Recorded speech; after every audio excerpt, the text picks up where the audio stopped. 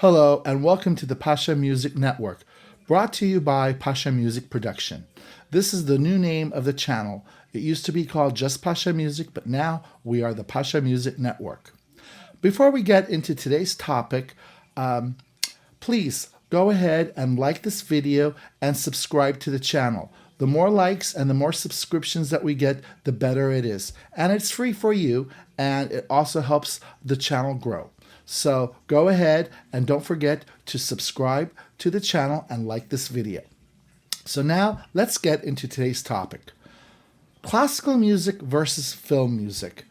This is a large topic. I mean, it's huge. And it goes back to before I was a college professor, before I had my doctorate's degree or anything like that. This topic actually starts way back when I was a music student. And I could remember one of the very first times that there was a misconceptions between classical music and film music. I can remember when I worked at Tower Records, I worked in the classical music department, and this one lady came in and she's, listening to the music that's being played. I can't remember what music I was playing in the section at the time. But anyways, she says, classical music is so beautiful. I wish there were still classical composers out there and there was still classical music. And I said, it's still around. It hasn't gone away anywhere. There's tons of classical composers that are composing today for the orchestra, for opera, for chamber music, and we sell a lot of those CDs here. As a matter of fact, you're looking at a composer. I'm getting my degree in music composition, and I compose in that genre. And she goes, really? I thought that the modern classical music is film music. And I said, there's a lot of composers that do both, but they're both very different genres of their own.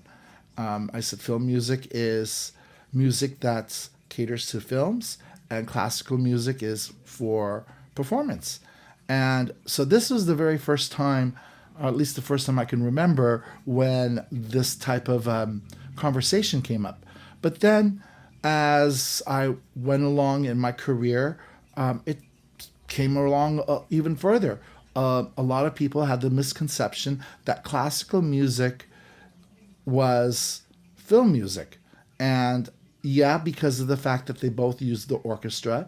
But that's pretty much the only resemblance. And of course, we'll get into the subject matter a little bit more later. Film music does come from classical music, but they're not the same thing. But yet, this misconception is still continued on. Then another time came along.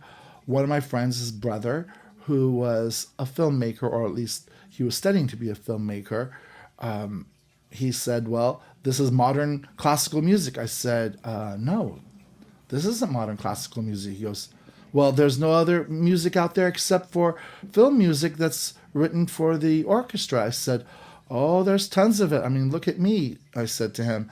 You know me, I'm a composer. He goes, yeah, but don't you just do film music? I go, no. So I had to let him know about it. And he says, well, there's no marketing for it. I said, oh, there's tons of marketing for it. You just have to look. I said, why don't you walk into the classical department of Tower Records, because Tower Records still existed at the time. And I said, just look around. It's advertised. And if you listen to the classical music stations, you'll hear modern composers. And I said, right now, one of the biggest composers at USC has a big hit. He was a choral music conductor and composer, and he had this album that was out at the time, and it was a #1 album. And he didn't realize this. And so I let him know about it. But this type of misconception still continued on. One time I met this guy. We had a date, and he is an assistant to some director, or I don't know what. I can't remember exactly. It's been a while. And he goes, well, I only listen to real classical music, film soundtracks. I don't care about all that old classical music. I go, well, it's still around. And he goes, No, it's not. This is all there is. And it's like, I had to show him. This was pre smartphone days. So I had to show it to him in other ways. I had to email him links to current day classical composers. And then he said, "Oh my gosh, you're right." He goes, "I didn't know this." So this misconception has gone on for a long time.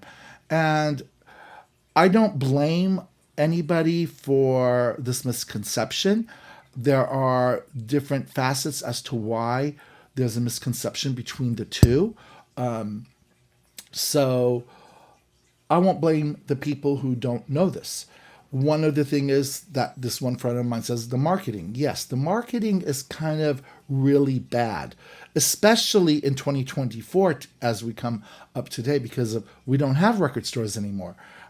All the marketing is done on the internet.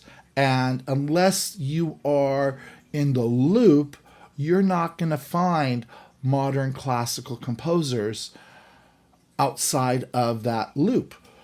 And that is a problem. Whose problem is that? Well, it's obviously the classical music market. That's the problem that we face and challenge. But the thing is, also all of these platforms, Spotify, Apple Music, they don't really put anything out there to show, here's the modern classical composers and their latest releases. It's there, but they don't advertise it. As a matter of fact, they don't really advertise much of anything except for, whatever's out there. I don't even see any advertisements, to be honest with you. So it's the problem of the industry that has caused this misconception. So I put this video together today to shed some light on the difference between the two so that people could understand that they both have their own places. Yes, film music does come from classical music, which, I'll be discussing it a little bit more in the video, but it's an art form of its own. And classical music, which is not a very good title for the genre, is an art form of its own. So they're both their own art form. So let's go ahead and dive into the differences between classical music and film music. Classical music, a poorly given title by the record industry, is music for the concert stage. It is music that stands on its own. The musical context is created for listening and enjoyment. The concept is musical themes, phrases, and melodic lines interwoven as an artistic expression, much like a painting. The actual orchestration is a different element that the composer uses in order to express this musical composition. These different orchestrations are genres of music which include, but not limited to, symphonic music, such as symphonies and tone poems, small ensembles known as chamber music, which could include a string quartet, a piano trio. It could also include a wind quintet, and any instruments from 2 to 3 all the way up to 15 musicians. Another genre is what is known as functional music, which can include religious music, opera, ballet, dance, and theater. The musical work in orchestration is done by one man or woman, also known as the composer, and is not a collaborative work. There might be a musical phrase by another composer or a folk tune. This is called quoting another composer and has been done extensively in classical music. Classical music has expanded over the centuries from what is known as traditional harmony with music by Bach, Mozart, Beethoven, and Brahms. By the late 19th century, as the classical tradition expanded outside of Europe and into virtually all other continents by the 20th century, it has incorporated composers of many ethnic backgrounds, races, and styles. Composers range from men and women from nations expanding from North America, South America, Asia, Africa, and even Australia. It is an art form that has no limits. It is as creative as a composer can make it. Genres in the 20th century has expanded and will include electric instruments such as the theremin and electronic instruments such as the Moog synthesizer and MIDI. It has incorporated other styles and genres including jazz, rock, and various ethnic scales, phrases, and musical instruments. Some modern composers, meaning 20th century all the way to the present, includes Stravinsky, Rachmaninoff, Hindemith, Florence Price, Samuel Coleridge Taylor, John Adams, Jennifer Higdon, Max Richter, Hans Zimmer, who also happens to be a film composer, Thomas Aids, Tan Dun, and yes, even John Williams has composed extensive classical music, most notably in concerto form.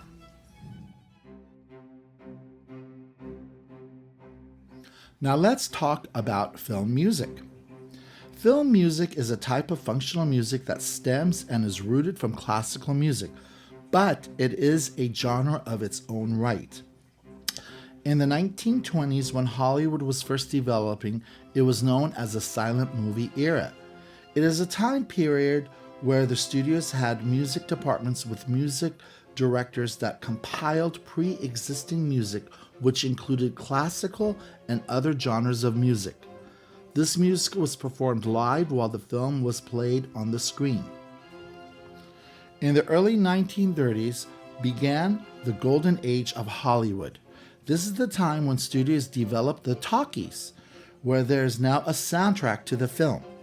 In the early days, the tradition of adding pre-existing music was still in practice. For example, Universal Studios' Dracula, starring Bela Lugosi, used Schubert's Unfinished Symphony as a theme for the entire film, following the same practices of the silent movie era. Max Steiner, a composer who moved to Hollywood and became a music director, compiled music for these films. He was given a film by RKO Radio Studios to include pre-existing music. He felt that this film was too good to be used with pre-existing music and offered to compose new music for it. So in 1933, King Kong was the very first film to make use of an entire musical score of its very own. Max Steiner has been very well known as the father of film music, as he was the first one to start this practice. The concepts of the film followed the tradition of 19th century opera, specifically credited to Richard Wagner, known as the leitmotif. A leitmotif is a recurring theme that represents a character, thing, or event. So therefore, King Kong had its own theme that reoccurred throughout the film. This then became the framework of film music for the 1930s all the way to the present day. So leitmotif and themes and anything that we call that in film is basically something that started with King Kong that was rooted to opera back in the 19th century. It is important to understand that film music is an art form and a genre of its own. Even though it stemmed from classical music, the music has one specific function and is made to cater 100% to the film. It is music that does not stand on its own as a partnership or a marriage with the film. Over the decades, there have been classical music that pre-existed in films, but this is an entire case that can be a video topic of its own. Many of the composers of film music have also composed the classical style music. This includes Korngold, a composer that has worked on notable films such as The Adventures of Robin Hood, The Seahawk, and King's Row. He was well known and established as a classical composer in Austria, and when he moved to Hollywood because he was offered to score for films, he also became a film composer. This is another entire video of its own about Korngold. Many other composers also became film composers who also happened to compose for classical music as well. In the Golden Age, not only was there Max Steiner and Korngold, but there was also Alfred Newman, who was the famous music director of 20th Century Fox and also made the theme of 20th Century Fox, which we still hear to this very day. Franz Waxman, who started with The Bride of Frankenstein. Bernard Herrmann, not only did he compose a lot of films for Alfred Hitchcock, but he also composed symphonies.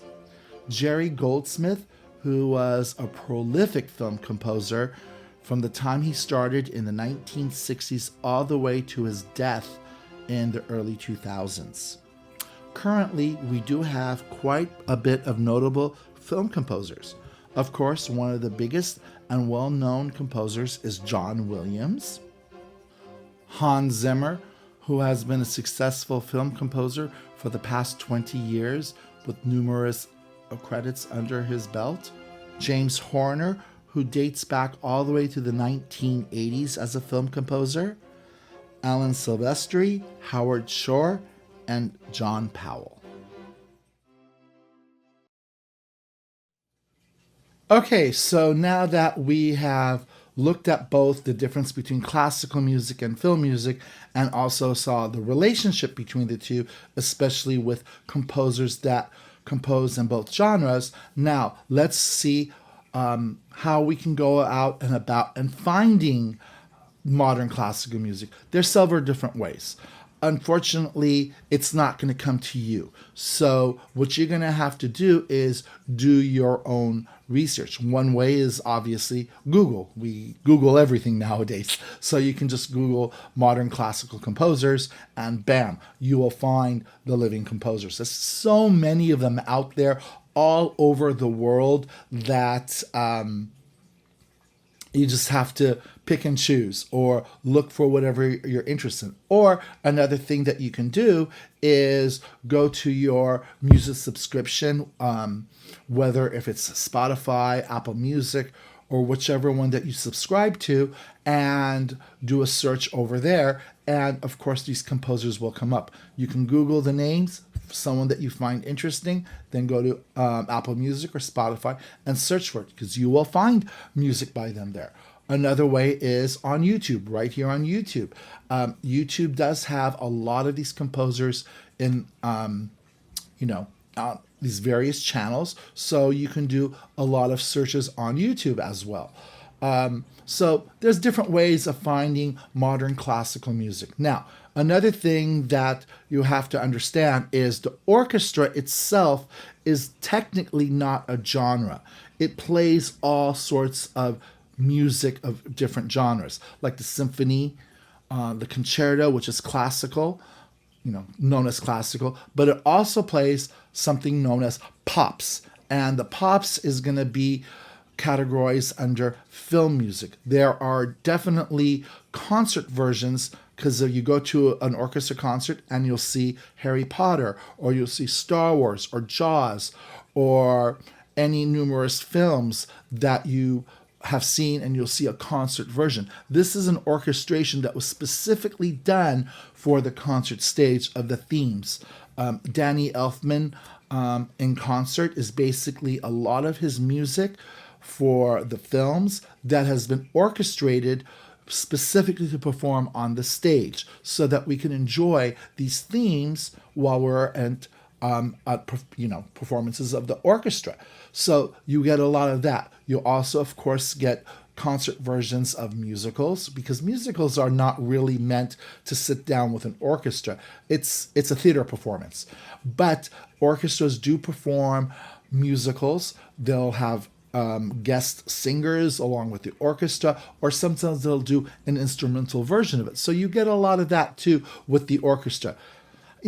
There's so many different things that the orchestra does other than classical music. I've even seen hip hop and rap with orchestras. So that is definitely possible. So therefore, Orchestra is not a genre. It is a medium to perform any genre. It can perform classical. It could perform film soundtracks, or I should say scores, not soundtracks. It can perform Broadway musicals, hip hop, rock, rhythm and blues, anything you want to, because it's just an instrumentation. So I hope this brought some light to you. My name is Alfred Surenyan, and thank you for joining us with Pasha Music Network. And remember, please subscribe and like this video. Thank you very much, and I will see you next time.